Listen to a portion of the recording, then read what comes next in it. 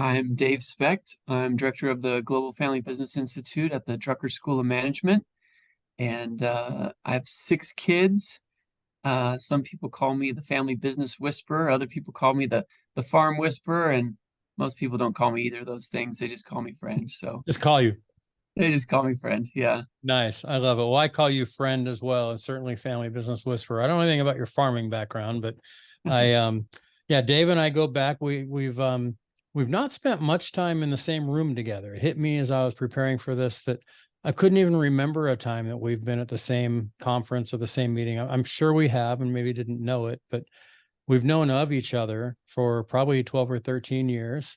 Yeah. As Dave mentioned, he is the director of the Drucker School of Management Family Business Program at Claremont University here in Southern California. I ran the Family Business Program at Cal State Fullerton, not too many miles from Drucker. So we've certainly crossed a lot of paths when it comes to the work that we both do with family-owned companies.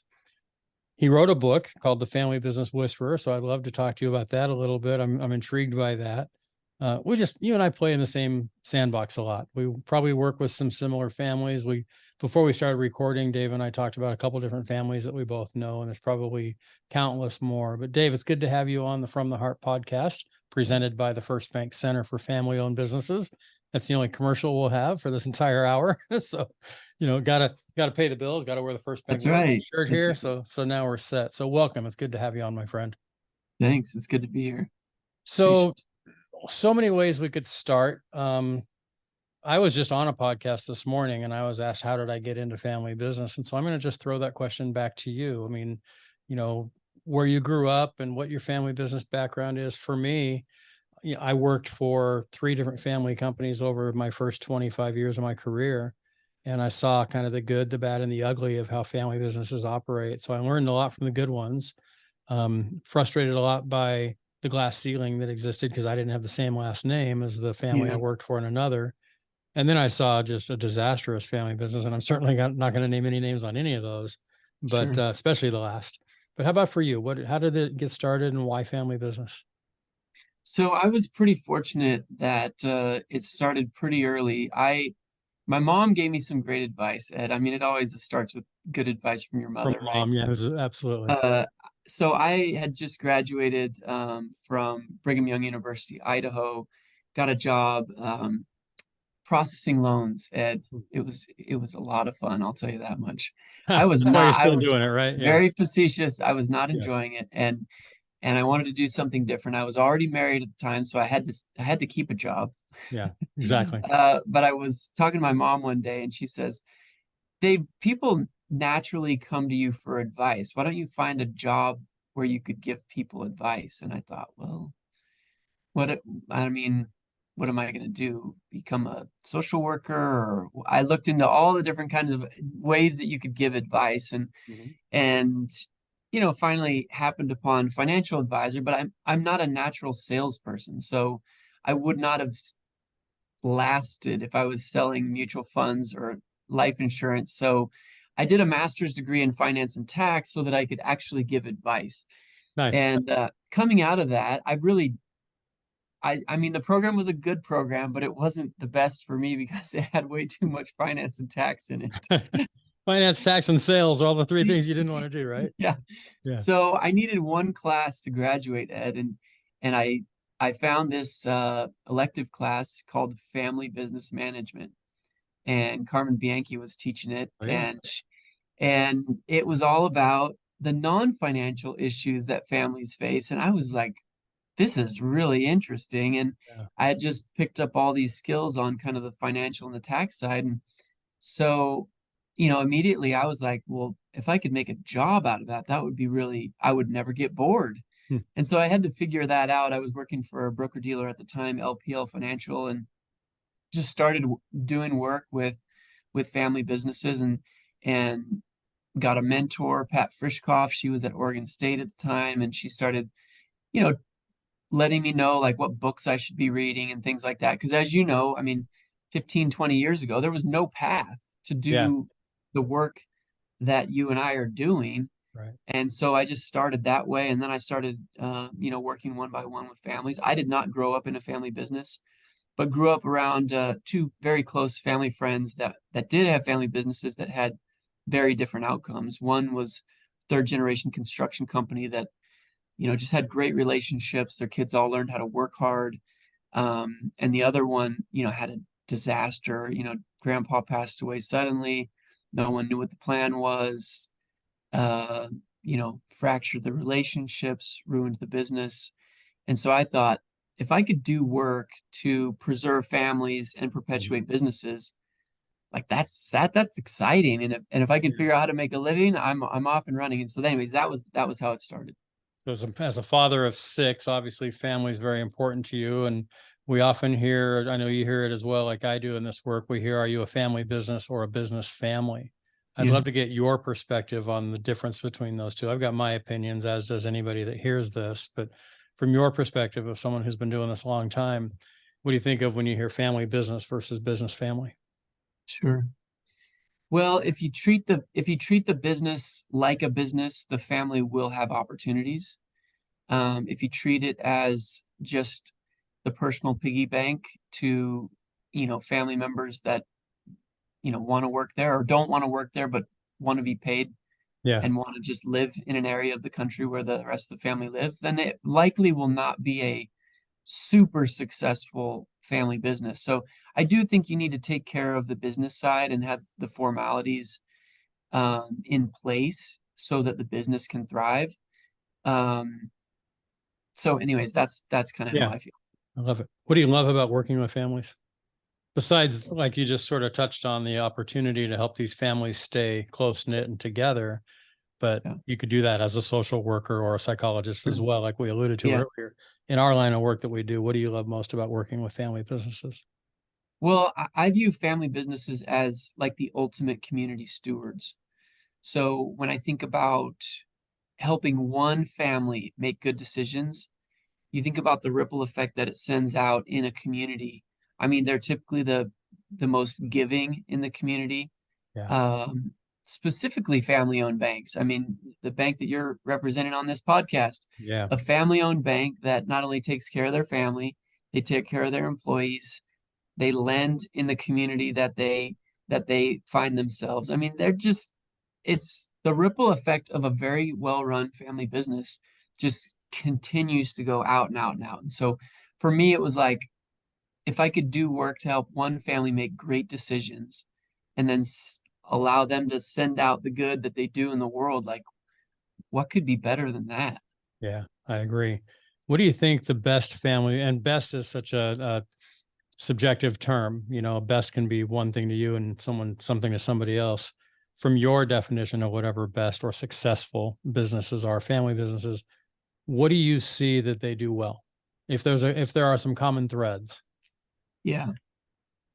So two main things. One, they honor the past Mhm. and they innovate the future. I like So I think families that really understand and teach their rising generation about their forefathers and the challenges that they had along the way, the times when they almost went bankrupt, immigration stories, like the times when the grit was developed. Those stories need to be told, and then families that continually innovate and change and courageously move forward into the future, remembering the past, but not holding on to, you know, only the practices of the past that, allowed them to start the business. So a healthy respect for the past and, you know, real courage in innovation. Those are two main things. Yeah, I talked not long ago with a family business. It's in their fifth generation now, and they started out probably 160 years ago in the construction industry, helping build log cabins in the Midwest. Yeah, And then they progressed to becoming more and more in the civil engineering side of things, going from building cabins to building roads and still cabins and homes. And then they started building multiple homes throughout the Midwest. And then they moved into the semiconductor industry and more into technology, and still maintaining that thread back to the vision and the legacy and the work ethic of the founders. But the business today is completely different. Now I think they're more on the financial advising and venture capital side of sure. things. So keeping those family core values, I really like. When I launched the Family Business Hall of Fame at Cal State Fullerton several years ago, one of the awards that we created was the Founders Vision Award. And it was really, what company did we feel honored the vision of the founders better than maybe others did at that time? Hmm. Of the founders that you talk with and the founders, I mean, I don't know about with you. Most of the family businesses that I work with, I don't know the founder because I get them when they're second, third, or fourth generation for the most Yeah. part. Every now and then we get those first gen or the second gen where the first gen's still around. Do you find, obviously, the first gen, the founders are very entrepreneurial Hmm. because they started a business, maybe not even thinking of it in terms of a family business. This is just what I do to make money and put food on the table for my family. Yeah. Do you see entrepreneurship a lot still through these other second, third, and fourth generation family businesses? Maybe not as much as the founder, but what are your views on entrepreneurship when it comes to multiple generations? Yeah, I mean they either will be entrepreneurs or they will die. Like that's just the nature of business.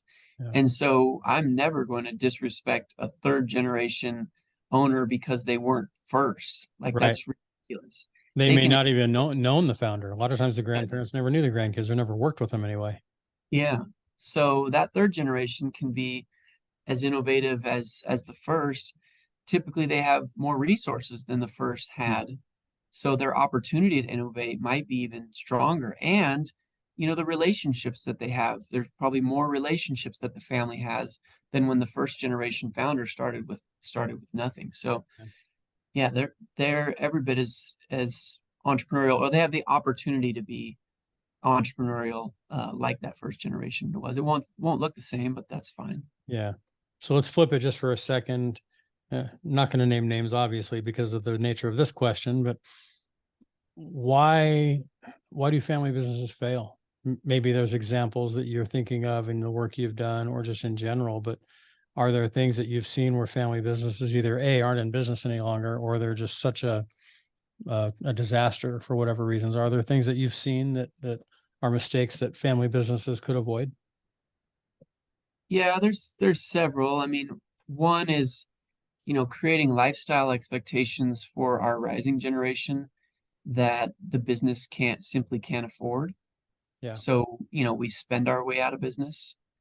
Um, not having formality with how family members uh, receive feedback, I think is a huge problem.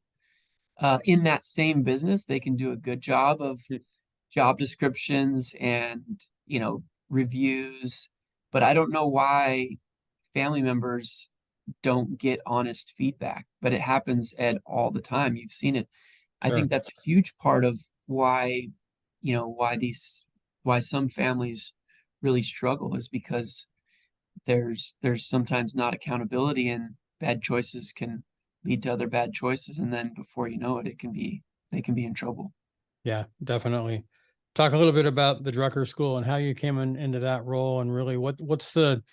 I know it's a little bit different than the program we had at Fullerton, where we were Yeah. more monthly workshops and local members within a 20-mile radius. Claremont isn't that necessarily that way because you're more global, as it says in the name. Talk about the institute there and the work you're doing there. Yeah. Well, it was maybe 2.5 years ago now that I joined the Drucker School. I was at Wells Fargo Private Bank before that, leading their family dynamics team. And I just wanted to change, and the Drucker brand was appealing to me. And it did say global in the title. So it's like, I would really like to, you know, do do some things that are outside of the United States, mostly because I was just curious and Sure. I'd never done anything. I'd only really done work domestically. I'd spoken outside of the United States, but never really worked with families outside of the US. And so to me, it was like intellectually curious. Sure. We did have to kind of reinvent the business model. It was more of a Fullerton model when I arrived, but we decided to really try to be global. So we've developed some programs that we could basically take to the world, take to the market rather than them. So we have a couple of programs that are kind of flagship programs. The one is actually aimed at the advisor to the family business. So we have a certificate program in advising family enterprises, and we've partnered with financial institutions, accounting firms to train their advisors and help them to be um, better equipped to navigate the non-financial issues that families face. So that's one of the programs that's kind of taken us all over the place. Are you doing in person? Are you doing more virtual, or kind of I would imagine you got to do some sort of both, especially in the environment we're in now since 2020. But Yeah, moving forward, what do you see? yeah. When I joined, it was during COVID, so everything was Everything virtual. virtual, yeah. Yeah, but most of the companies have opted to have those in person, and sometimes they'll bring their people to the Drucker School, but oftentimes they're hosting them at their corporate facilities where they're bringing 25 to 40 people together at a time to go through the certificate program, which is it's 6 modules. It can be done in a 2-day intensive, or if we do it virtually, we do it, over 6 weeks, and they're 90-minute virtual sessions. So Cool. yeah. Actually, you'll be excited to hear about this Yeah. one. We're gonna host a program in Africa, in Uganda, Oh, in wow. March. So that'll be the farthest I've ever That's gone global. That would to deliver a program. qualify as We've global. gone global. We've gone global, Ed. Yeah. Then yeah, I was gonna say if Africa is not considered global, then nothing is global. So what's that program going to look like? Why Africa, and what are you going to be doing down there, and what's the audience? Yeah, so there's a Drucker alum that actually started a university in Africa, in Uganda, and they're trying to attract professionals to come do programs at that university. And so they're going to attract some bankers, some CPAs, and some attorneys to be trained on this same certificate in advising family businesses. And so, Nice. yeah, it'll be the same program, but delivered in Uganda. So you work with advisors, but that's one thing that I did a little bit of that when I was at Fullerton. We had service provider peer groups that we met on a regular basis, just our bank, our law firm, our accounting firm, and so forth. And we worked on not only lead generation for each other, but actually educating each other on how to more effectively approach and work with family companies. And then from time to time, we'd bring a family business or two into that meeting, in hopefully a non-threatening environment. The family could come in and say, hey, here's a 2-hour, 3-hour meeting where you can come in and lay it out on the table, issues you're going through or that you anticipate.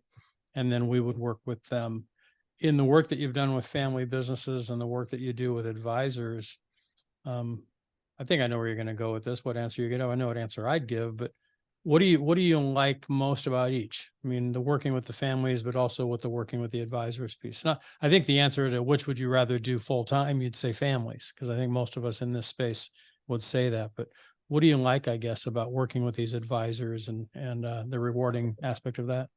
Yeah, so the way I look at that, Ed, is kind of the multiplier effect that we get with working with advisors. So if I can influence an advisor to be more thoughtful in their questions, to be more caring in the way that they approach families, then then rather than serving one family, then maybe it's 50 families that Exactly. can be helped, or 100 families that can be helped just by influencing an advisor. So that's kind of the mindset that I take into working with whether it's a banker or a CPA is, if I can help them to be better at working with family businesses, then, how many family businesses will be impacted for Yeah. good. So I'm equally as excited Yeah. to work with So both of it's those sort of like a train the trainer type of a thing.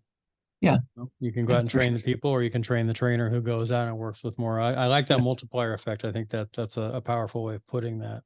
So when you think of family businesses that don't make it, I'm just going to ask the question this way: what breaks your heart? Well, typically when a family business doesn't make it, there's likely going to be fractures in the family as well. So it's not just a business that closes. It's not just a business that ends. It's oftentimes there's fractures along the way in the family relationships, and when those happen, those are harder to mend than rebuilding a business, and those are the things that really break my heart. Yeah. You Yeah. said you played basketball. I'm not shifting gears. I love sports, as I'm sure you probably know. Yeah. What is it? First of all, um, what did playing collegiate level basketball teach you that helps you in your day-to-day work now? That's a fantastic question. So I played basketball at BYU-Hawaii. Pretty tough, huh? North Shore of Yeah, North living in Shore of Hawaii playing Oahu. basketball, man, that was a really tough life you had there, bud. Yeah, I just gotten married, so we counted it as just like a forever honeymoon. We There you go. 2 blocks from the beach. I mean, we were dirt poor, but we were in love chasing a basketball dream, and so all the world was right. But I was a walk-on, Ed, and I know you know what a walk-on is, but for the audience, Hmm. better just let them know. A walk-on is someone that did not receive a scholarship, and no one really cares if you're there. Yeah, And if you don't so make the team, nobody expected it anyway.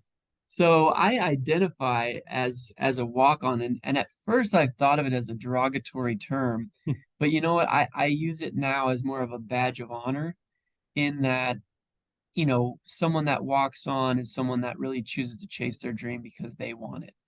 Yeah.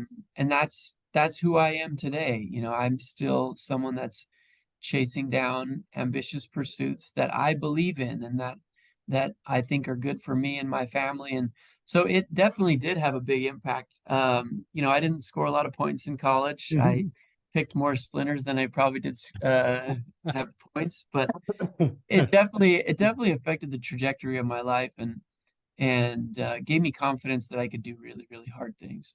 Yeah. How do you liken that collegiate sports or just that sports analogy to working with family businesses now and the whole team aspect? Yeah, that's an interesting one. I hadn't thought about that too much actually, but everyone has a role to play. So I'm working with a family right now. I was doing interviews right before you and I jumped on, and there's some that have quote unquote big roles in the family business and others that feel like they don't have very big roles. Um, but the truth is the business needs all the roles. Hmm. And trying to drive that home to them that they shouldn't feel less than because their job isn't as visible. um, so yeah, I mean, everyone has a role to play, and I think figuring out what your talent is and how to apply that to the business that you're in, I mean, that's the magic of it, and that's the magic of putting a team together. Is maybe you're good at setting picks, or Right. maybe you're good at shooting 3 pointers, but you can't play defense. So you better, we got to figure out how to hide our weaknesses and magnify our strengths. And I think that's all family businesses. Yeah. Someone has to get the ball to the scorer, right? And yeah, I Yeah. know in basketball they track assists, and that is somewhat of a glamorous. I think Magic Johnson made that kind of glamorous of, assists and so forth. But there really is a lot to that. I mean, the Yeah. guy on the headline, Michael Jordan scores winning bucket at the buzzer. Nobody says Scottie Pippen threw a great bounce pass through the guy's legs. They just say Yeah. Jordan scored the buzzer beater. So Yeah, you have to be exactly. willing to do the work and not get the honor and the glory, I think, to a certain extent. You have this author series that you do, which I love. I read a lot of books, a lot of family business books. Yeah. Some of the authors that you featured are folks that I've read. How did that come about, and what's been the reward for that so far? So can I get vulnerable with you for a second here, I Ed? would love it. I would love it. So for a long time, and I don't think anyone really knows this about me, but I didn't feel like I was a good reader. Hmm. I didn't, comprehension I felt like was not great. And so I always labeled myself as I'm not really a good reader. And I wanted to change that. And what I started to do first is I just didn't say that about myself. Yeah. And and forcing myself to read a book every month because I'm gonna You're because I'm gonna talking about it interview and an interviewing author, somebody who wrote it, right? it really forced me to become a reader. And so part of this is just changing how I feel about myself and putting this project together, but then giving audiences access to these authors that, have thoughts that have really influenced and changed how family business work. I just thought it was a great opportunity, and the Drucker brand is one that I think it makes it easier for some of these authors to say yes. They're And saying yes to Peter Drucker. they're Exactly. Yeah. saying yes to Peter Drucker and not to Dave Specht. And Yeah. and I'm fine with that. Hey, I worked And at USC for a lot of years. It was real easy to pick up the phone and call somebody and talk executive education with them when your football team just won a national championship and your yeah, quarterback just won a Heisman, and that's when I was there. So yeah, that made it a little bit easier. so I know my place. But Jay Hughes is someone that's been a mentor to me, and his foundation sponsored the series. And so when some of these authors hear that Jay Hughes is foundation is sponsoring it, they're likely to want to contribute too. So I just feel blessed to be in conversation with and to learn from these wonderful authors. That's awesome. How does the work that you do? I haven't thought about this too much. Maybe I have, and I've never really packaged it this way. Father of six, good family guy. I know your background, obviously, your religious background, and I know obviously you mentioned BYU. No mystery Yeah, that you're LDS. So I know family is very important for you as well. I spent 32 plus years in the church, so I know a thing or two about it. How does the work that you do with families correlate to the work you're doing at home? You know, the old David O. McKay quote that's famous, no success in the world can compensate for failure in the home. I use yeah, that all the time with family businesses, and they don't know that I'm sharing a sure. quote from a Mormon church leader from Sure. decades ago, because it's such Yeah, a powerful quote and it's so applicable yeah. that it doesn't matter how much we do in the world if things aren't right at home. So Yeah. how do you take the work you do at home out into the world, but more importantly, how do you take the work you do out there and bring it back into your home? Well, I'll just start by saying it's pretty easy to become a hypocrite.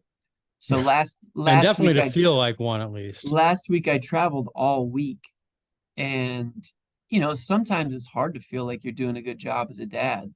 One is, you're trying to provide a financial living, but I'm trying to balance providing for them in other ways. And so, I'm constantly having to check myself, Ed, on, okay, we did good this week with providing financially. How did we do with providing emotionally? How did we Yeah. do with providing socially? Did I have meaningful interactions with my wife? Did I help her? Did I show up for her in ways that she needed me to show up? So it's it's constantly trying to practice what we're preaching and finding balance and not letting our businesses run our lives, but to keep them in proper order.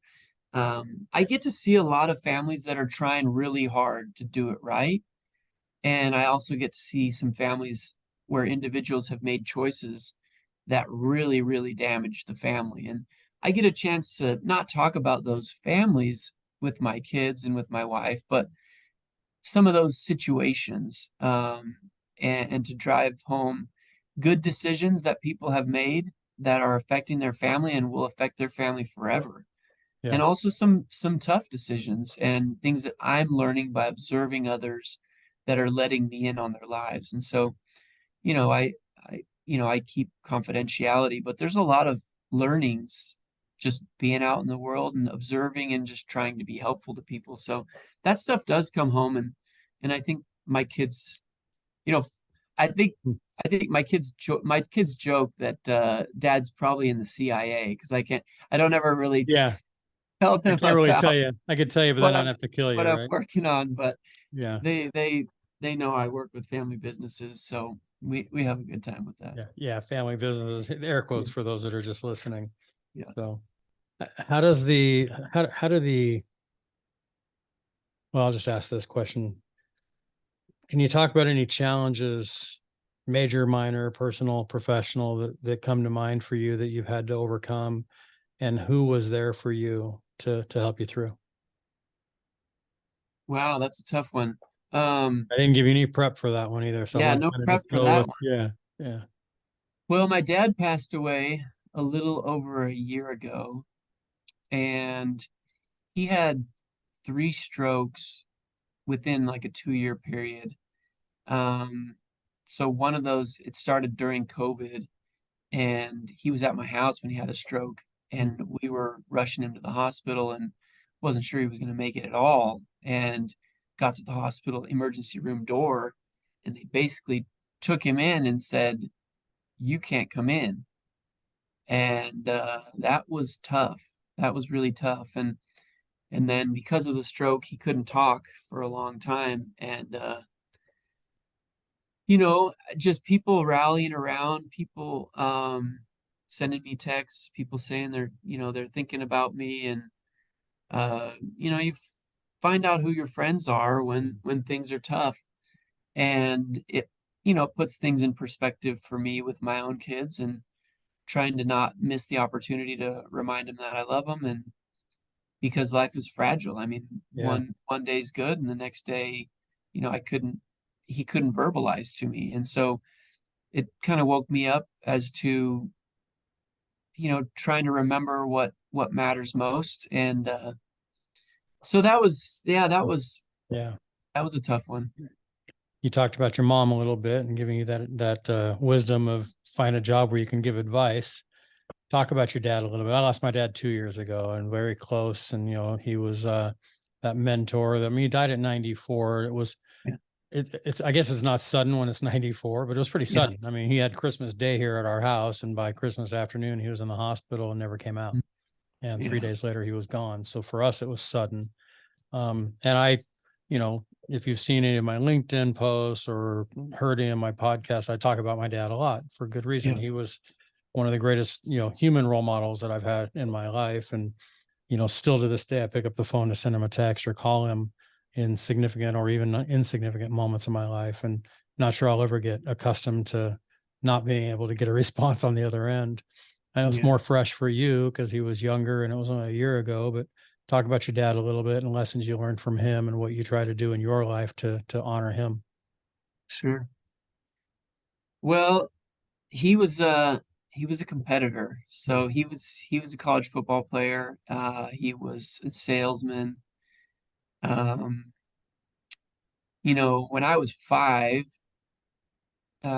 he was battling with alcoholism, and we talked a little bit about, church stuff before, but uh, it was really affecting our family. I'm not sure if that relationship would have continued, but he made a major change in his life and was able to stop drinking. And, to this day, I'm so proud of him, for the courage that to take that step and basically lose all of his friends, or the people that he thought were his friends, Sure. to choose us as a family and choose my mom. And so, I mean, that's one of the biggest things that, when I think about my dad and being able to do hard things, he set the course on that one, and was just always trying to evolve and become a little better. He he had plenty of rough edges, as Hmm. all of us do. Um, but he loved my mom, and I knew that, and she help knock some of those rough edges off. And so yeah, I love him. I miss him a lot. Yeah. Well, my heart goes out to you because I can feel it. Can feel that love, and I can see the light in your eyes when you talk about him and when you talked about your mom as well. And when you said he loved my mom, you lit up like a Christmas tree when you said that. And I hope people watch this. If you're just listening when we publish this, I hope you get a chance to go and watch it just to see the nonverbal in your eyes and in your face when you talk about him. Hopefully people see that with mine as well. So X number of years down the road and Dave's not here anymore and somebody's talking to your kids, what do you hope they're saying about you? Wow, these are really tough, Ed. Well, I haven't got to episode 90 by just asking fluff questions, You got any man. softballs you I'll could throw a throw? couple softballs your way in a minute. No, Yeah, I'm just kidding.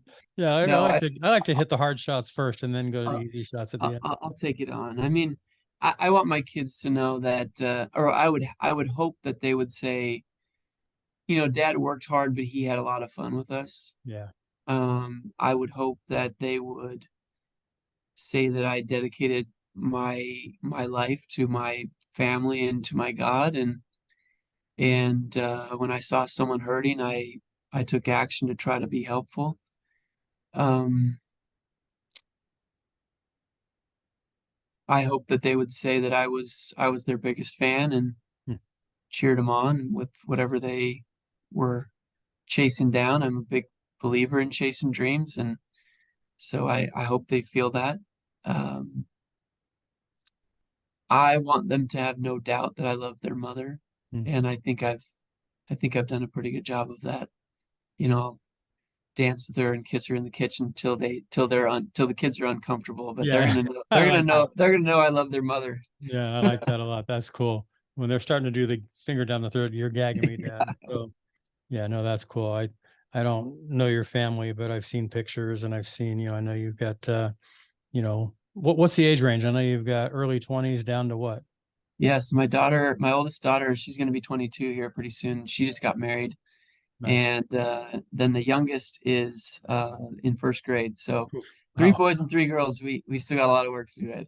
I'm in the grandparent phase. We just had our ninth grandchild and they're all boys. So Congratulations. Wow, yeah, all yeah. boys. Get yourself a girl, Ed. Come on. Well, in a way we do. We have a niece that my wife lost her brother suddenly to a heart attack in 2020, and Mm. so we've taken on sort of a parental role for her. She still has her mom, Yeah. and definitely a grandparenting role for her kids, two girls, and she's pregnant with a boy. So I guess if you add them into the mix, it'll be 12 come Got some girl February with influence two there. girls That's and good. 10 boys. So yeah, it's just joy. Kids bring so much joy. I mean, yeah, they bring Absolutely. frustration and heartache, and probably 90% of the things when people ask me what keeps you up at night, it's usually having to do with one of the grandkids or multiple. How are we going to do Sure. this, or are they safe, or whatever, education. But that's it's not anything that I would change for the world, and I can see that in your eyes as well. Yeah. So it's fun, isn't it?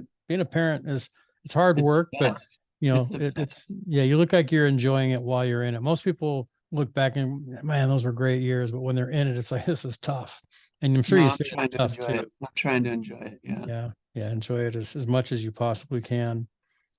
What your bio talks a little bit about how you work with family businesses on generational continuity.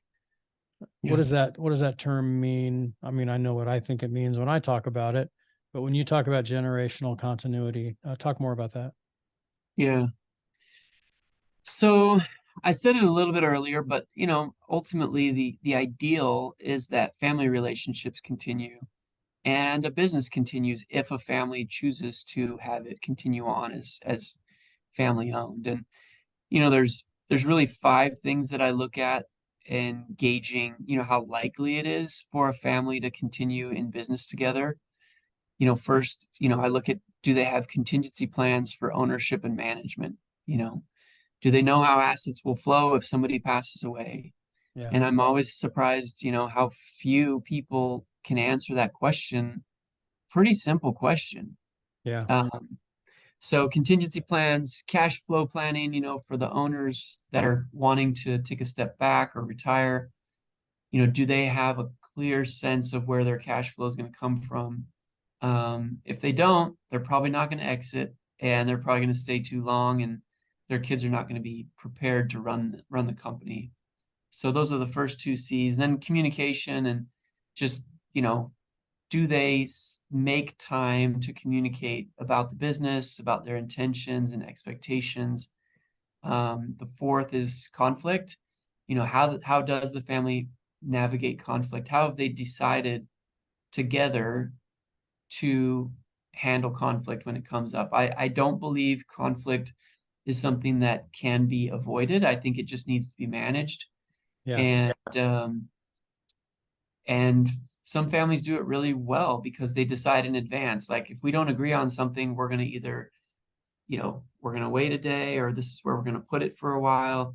But those families that are really intentional, I think can navigate it well. And then the fifth C is just compensation. And as compensation needs to evolve with the generations. So the first generation, typically they're the last person to get paid.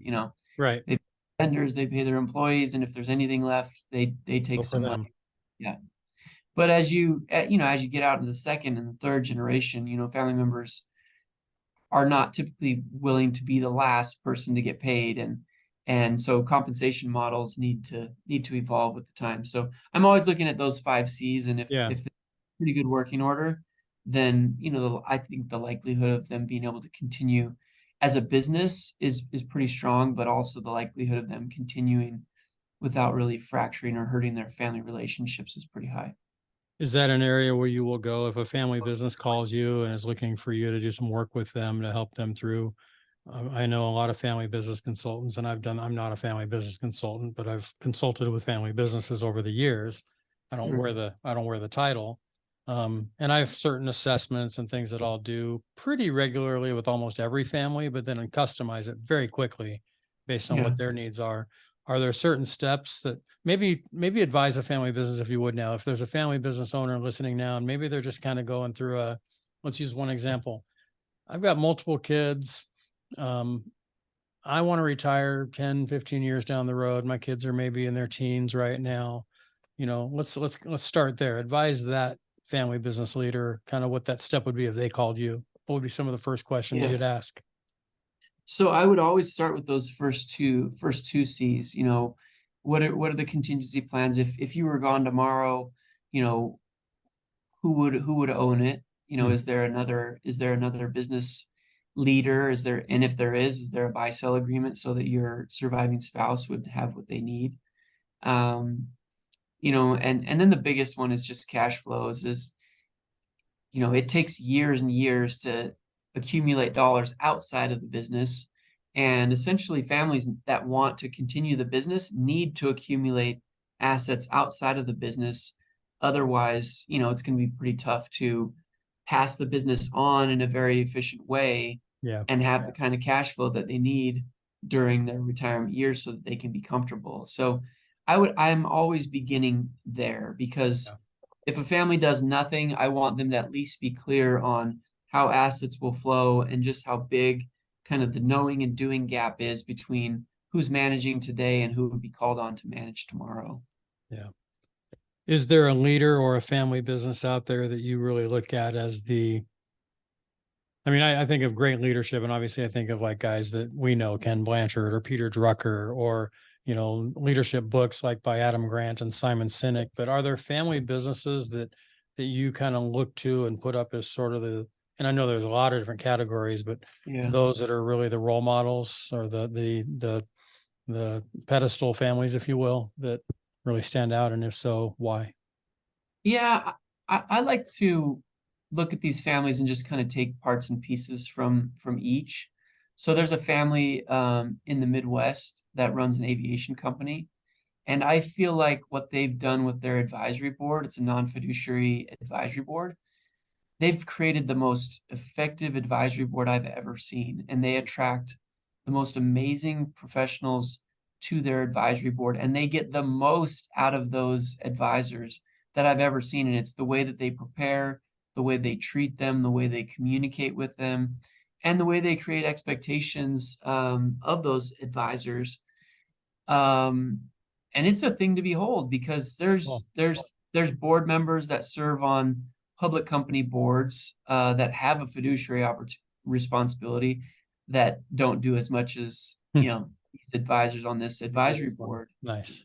So that's one. And then you see others that just do a great job of being transparent with their families. Yeah. I think the toughest ones are where there's kids in the business, kids not in the business, but where they can be transparent about, their intentions for, hey, if you're not working the day-to-day business, we're not going to position you as an owner, but we're going to take care of you in this other way. I just honor people that are willing to be transparent. Yeah. And so there's a lot of families that are doing it right in that way too. What's the best way to reach you if somebody's more interested in the Drucker program, or some of the things you're doing with these author series, or just in general, they want to reach you? Maybe they're a family business that's looking for some advice. How do they get a hold of you? Dave Specht on LinkedIn is where I am showing up quite a bit. My email is david.specht, SPECHT, @cgu.edu. So that's Claremont Graduate University. Yeah, you can Google me. There's not a lot of Dave Spechts out there. Yeah. One other guy with a great car company, I guess, but Nice.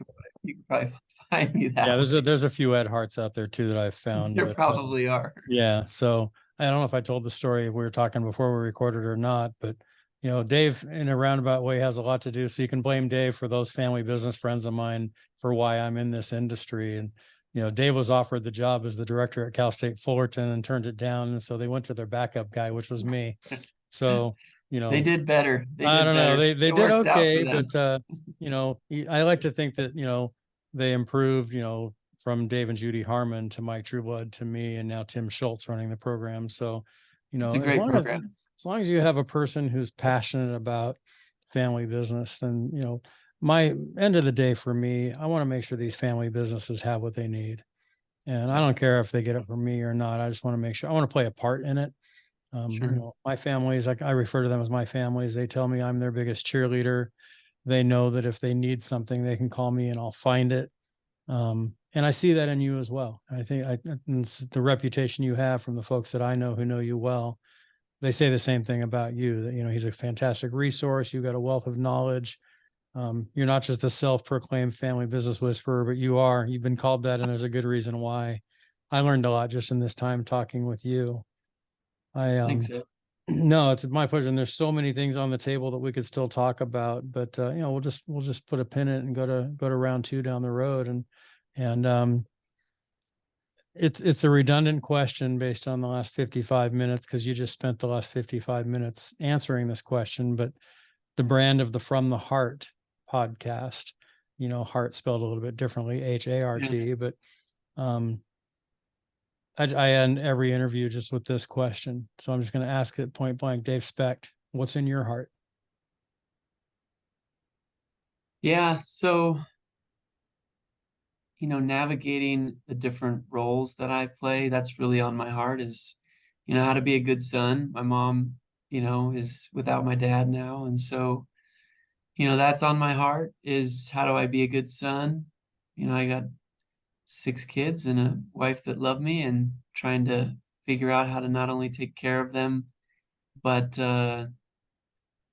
cheer them on and you know, as a church going man, it's trying to fulfill my responsibilities there. Um, trying to be patient with myself too. I can spin all those plates and feel like I'm not doing too good at any of them. So all that's on my heart, just giving a good effort and laying down at night tired and knowing I've tried my best and get up and try again. That's kind of what I'm into.